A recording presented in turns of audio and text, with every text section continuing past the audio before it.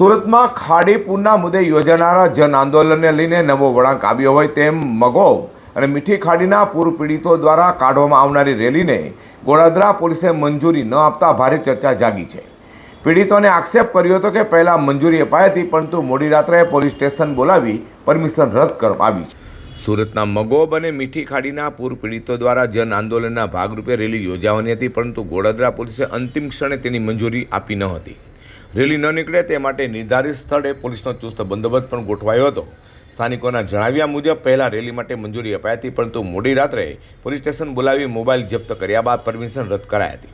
કેટલાક પૂર પીડિતોએ એવો પણ આક્ષેપ કર્યો હતો કે પોલીસ અધિકારીએ કહ્યું હતું અમારા પર ઘણું દબાણ છે તેવી વાત કહી હતી। હવે રેલીના બદલે 10 થી 15 પ્રતિનિધિઓ સીધા જિલ્લા કલેક્ટર મળે પોતાની રજૂઆત કરશે તેમ જણાવ્યું છે।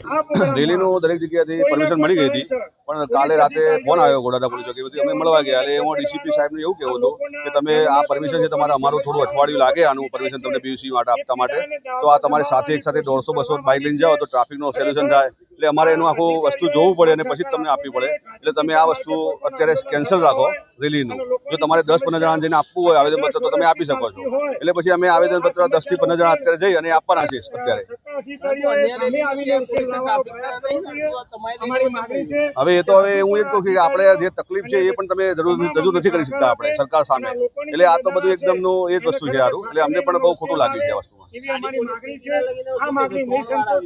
ખાડી પૂર તો માટે બધા કંટાળી ગયેલા છે, આ એ જ છે છેલ્લા 22 વર્ષથી જે તકલીફ છે ખાડી પૂરની એ અમે કંટાળી ગયેલા, એટલા માટે અમે આંદોલન કર્યું છે કે ભાઈ સરકારને જગાડવા માટેનું।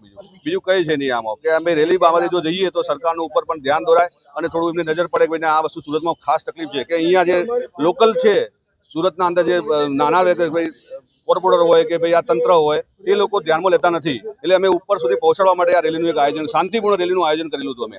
ખાડી પૂરના મુદ્દે જન આંદોલન ન થાય તે માટે તંત્ર દ્વારા પ્રયાસો થઈ રહ્યોના આક્ષેપ વચ્ચે સમગ્ર મામલો ચર્ચાનો વિષય બનવા પામ્યો છે।